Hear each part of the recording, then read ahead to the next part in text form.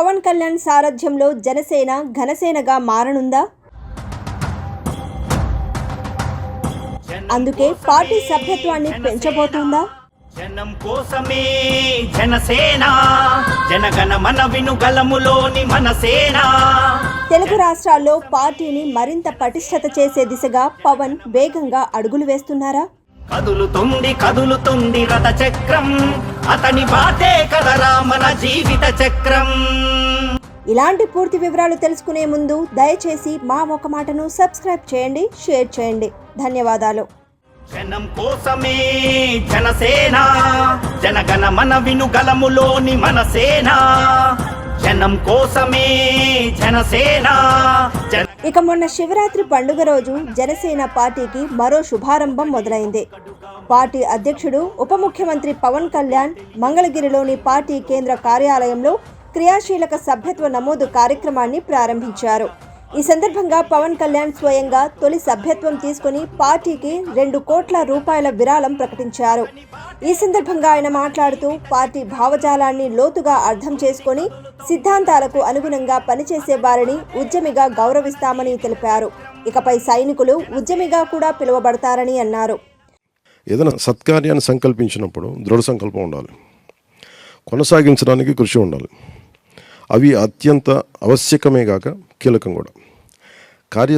సాధనలో ఎదురయ్యే ఒడిదుడుకుల్ని తట్టుకుని లక్ష్యాన్ని సాధించేందుకు పట్టుబట్టి వదలన్న వాడే ఉద్యమి, అతనే మన జన సైనికుడు. అందుకని ఇది ఉద్యమి మెంబర్షిప్ కింద తీసుకోండి.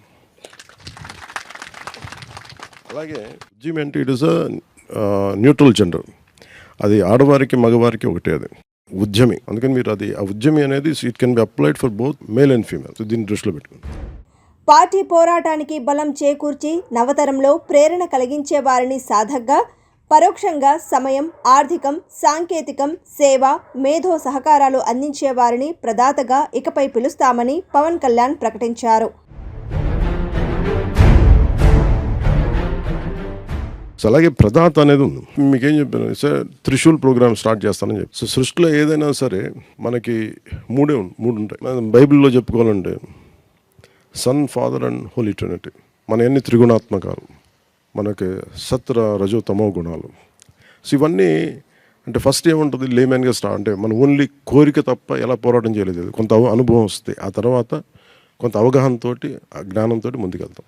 సో వీళ్ళకి చాలామంది మీరు చూస్తే నాకు చాలామంది సైలెంట్గా పనిచేసి మనకు కనిపించే వాళ్ళు కాకుండా కనిపించిన వాళ్ళు 1000 ఓట్లు వేయించి ఎప్పటికప్పుడు కొత్త పంథాలో పార్టీ పయనించబోతుందని పవన్ చెప్తున్నారు. జనసేన పార్టీ ప్రారంభంలో 150 మందితో మొదలైందని, 2021లో మొదటి విడత సభ్యత్వంలో 90,000 నమోదయ్యాయని పవన్ తెలిపారు. గత ఎన్నికల ముందు ఆ సంఖ్య 6 లక్షలకు చేరిందని, ఎన్నికల తర్వాత 12.98 లక్షల సభ్యత్వాలు సాధించామని ఆయన గుర్తు చేశారు. చిరు వ్యాపారులు, కూలీలు, చదువుకున్న వారందరూ ఈ ప్రక్రియలో భాగస్వాములయ్యారని, పార్టీ ఆశయాలకు అనుగుణంగా నడిచేవారే ముఖ్యమని పవన్ కళ్యాణ్ అన్నారు. రాబోయే రోజుల్లో పార్టీ తెలుగు రాష్ట్రాల్లో అత్యధిక సభ్యత్వాలు నమోదు చేసుకుందని అన్నారు. ఇక ఈ కార్యక్రమంలో పార్టీ రాజకీయ వ్యవహారాల committee chairman Nadendla Manohar, party అధ్యక్షుల రాజకీయ కార్యదర్శి పిడుగు హరిప్రసాద్, ప్రధాన కార్యదర్శి రామ్ తాల్లూరి, కార్యక్రమాల నిర్వహణ కమిటీ చైర్మన్ కళ్యాణం శివ శ్రీనివాస్ తదితరులు పాల్గొన్నారు. ఏదేమైనా రాబోయే రోజుల్లో జనసేన భారీ సభ్యత్వాన్ని చేరుకుంటుందని పరిశీలకుల వ్యాఖ్య.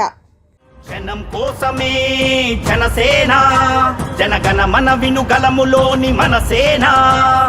జనం కోసమే జనసేన.